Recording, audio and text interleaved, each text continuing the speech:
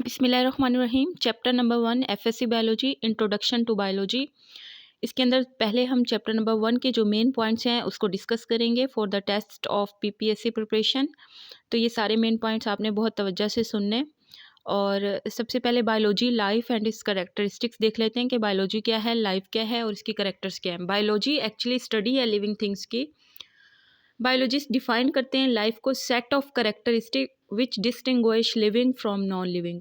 Characteristics of life are highly organised होती है, जो भी लाइफ की करेक्टरिस्टिक हैं। Complex entities composed of one or more cell contain genetic information, यानी जिसके अंदर ये क्वालिटीज़ पाई जाएंगी वो है लिविंग।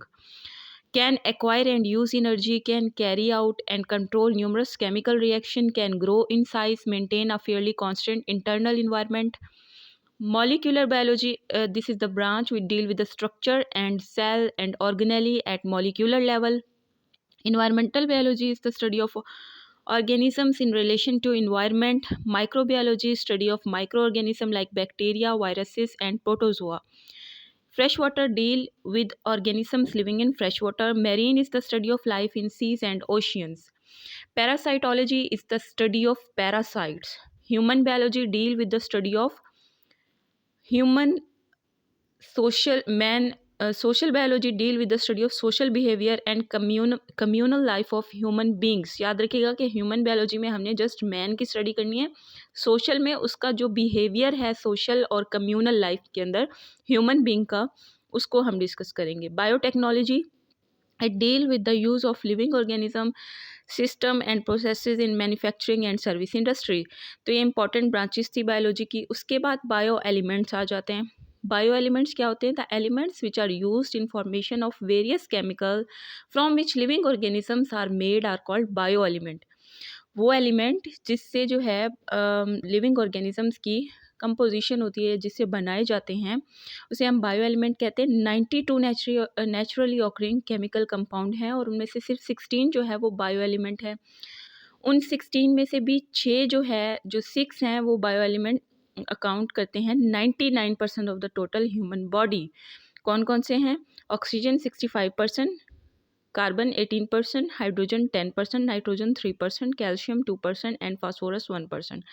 इसके अलावा ये जो मैंने नीचे बताए हैं, पोटाशियम हो गया, सल्फ़र हो गया, क्लोरीन, सोडियम, मैग्नीशियम, आयरन, ये जो अमाउंट है ये भी अकाउंट करती है 1%, यानी 99% ये ऊपर वाले 6 और जो 1% है वो ये हैं potassium 0.35, sulphur 0.25, chlorine 0.15, sodium 0.15, magnesium 0.05, iron 0.04%। Copper हो गया, मैगनीज़ हो गया, जिंक हो गया, आयोडीन हो गया, ये ट्रेस हैं। Level of biological organisation, biological organisation के लेवल देखें तो part of earth inhibited by living organism, ज़मीन का वो हिस्सा जहाँ पे लिविंग ऑर्गेनिज्म रहते हैं उसे हम बायोस्फीयर कहते हैं। ये एक्सटेंड होती है 8 to 10 kilometre both below and above surface of earth, यानी अर्थ के ऊपर भी 8 to 10 किलोमीटर और अर्थ के बिलो यानी ज़ेरे ज़मीन और आसमान तक ये जो सारी है जहाँ पे लिविंग ऑर्गेनिज्म रह सकते हैं उसे हम बायोस्फीयर कहते हैं। दिस इज़ द बिगेस्ट, यानी कि ऑर्गेनाइजेशन में सबसे बड़ा लेवल बायोस्फीयर है। उसके बाद ecosystem, community together with in non living surrounding, ऐसी कम्युनिटी जो जिसके साथ नॉन लिविंग सराउंडिंग भी मौजूद हो, ये लार्जेस्ट यूनिट है involving living and non living के, तो इसे हम इकोसिस्टम कहते हैं। कम्युनिटी क्या होती है? 2 और मोर पॉपुलेशन, जहाँ पे 2 या 2 से ज़्यादा पॉपुलेशन डिफरेंट स्पीशीज़ की रहें और इंटरेक्ट करें सेम एरिया में, उसे हम कहते हैं कम्युनिटी। ये डायनामिक कलेक्शन होती है लिविंग ऑर्गेनिजम्स की। पॉपुलेशन क्या होती है? एक स्पीशी के मेंबर जो कि सेम एरिया में रहें उसे हम कहते हैं पॉपुलेशन, और ये इंटरब्रीडिंग भी होते हैं आपस में। मल्टी सेलुलर ऑर्गेनिज्म क्या होता है? एन इंडिविजुअल लिविंग थिंग और living thing composed of many cells. Organ system क्या होता है? 2 और मोर ऑर्गन वर्क टुगेदर, उसे हम ऑर्गन सिस्टम कहते हैं। ऑर्गन क्या होता है? A structure normally composed of several tissue type that form functional unit. Tissue क्या होता है? A organ, a group of similar cells performing similar function. Cell actually the unit of life, organelle a subcellular structure that perform a specific function, यानी cell के अंदर फिर organelle होते हैं। Organelle किससे होते मिलकर बने होते हैं? उसके बाद माइक्रोमोलिक्यूल, मैक्रोमोलिक्यूल, एक्चुअली जब कम्बिनेशन ऑफ एटम मिलते हैं तो माइक्रो मॉलिक्यूल और मैक्रो मॉलिक्यूल बना देते हैं।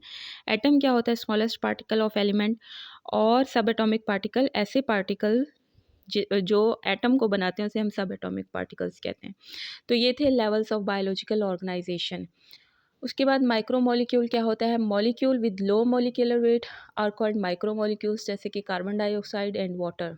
Macro molecules, molecules with high molecular weight are called macromolecules like starch and protein. Organic molecules are molecules containing carbon and hydrogen. Inorganic molecules that don't contain hydrogen and carbon together. याद रखिएगा, organic जिनके अंदर carbon and hydrogen होता है और inorganic जिनके अंदर ये दोनों चीज़ें टुगेदर नहीं होती। Organelle and cell. Cell is the basic structural and functional unit of living organism. Cell जो है ये बुनियादी, साख्ती और फ़ाली यूनिट है लिविंग ऑर्गेनिज्म का। Unicellular organism consist of single cell like bacteria and protist. Multicellular organism consist of more than one cell. Organelle क्या होता है? ये स्ट्रक्चर होता है सेल के अंदर जो कि कुछ फंक्शन परफॉर्म करता है जो स्पेसिफिक होता है, जैसे माइटोकॉन्ड्रिया, राइबोसोम, एंडोप्लाज्मिक रेटिकुलम, ये सारे के सारे ऑर्गेनेली हैं। प्रोकैरियोट्स के अंदर लिमिटेड नंबर होता है और kind of membrane bound organelle होता है। पॉपुलेशन एक्चुअली क्या होती है? पॉपुलेशन जब एक जैसे ऑर्गेनिज्म सेम स्पीशीज़ के सेम प्लेस पे रहें तो उसे हम पॉपुलेशन कहते हैं। कम्युनिटी, जब population of different species of plants and animals living in the same habitat form community. Biome, large regional community primarily determined by climate. Biodiversity, total number and variety of species in place is called biodiversity. Phyletic lineage क्या होता है? यानी एक unbroken series होती है species की जो ancestor से डिसेंडेंट तक जाती है और इसके अंदर जो है इवॉल्व हुई हुई होती है from one that immediately proceed it, यानी इससे पहले जो थी उससे न्यू इवॉल्व होती है, उसे हम फाइलेटिक लीनिएज कहते हैं। बायोलॉजिकल मेथड, चैप्टर नंबर 1 में जो हमारा नेक्स्ट टॉपिक है बायोलॉजिकल मेथड, इसमें क्या बताया जा रहा है? इसमें ये बताया जा रहा है कि ऑब्जर्वेशन दो तरह के होते हैं, qualitative and quantitative. Qualitative observation जो होता है ये इन्फीरियर होता है क्योंकि इसके अंदर कोई भी न्यूमेरिकल ऑब्जर्वेशन नहीं होती। क्वांटिटेटिव ये एक्यूरेट होता है और इसमें न्यूमेरिकल ऑब्जर्वेशन मौजूद होती है।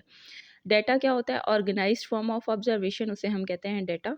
Hypothesis, tentative explanation of the observation made from experience and background knowledge, उसे हम कहते हैं हाइपोथेसिस।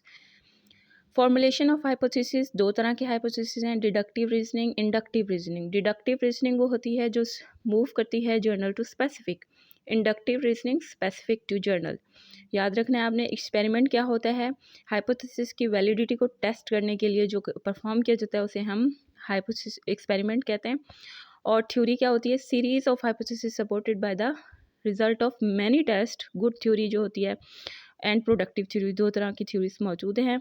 लॉ क्या होता है? Uniform and constant fact of nature, virtually irrefutable theory, जो कि जिसे हम रिफ्यूट नहीं कर सकते, ठुकरा नहीं सकते, वो लॉ बन जाता है। तो ये बायोलॉजिकल मेथड है। उसके बाद बायोलॉजी की हमारे लिए जो क्या है services? First of all it can control disease. Secondly it help in food production. Thirdly protection and conservation of environment.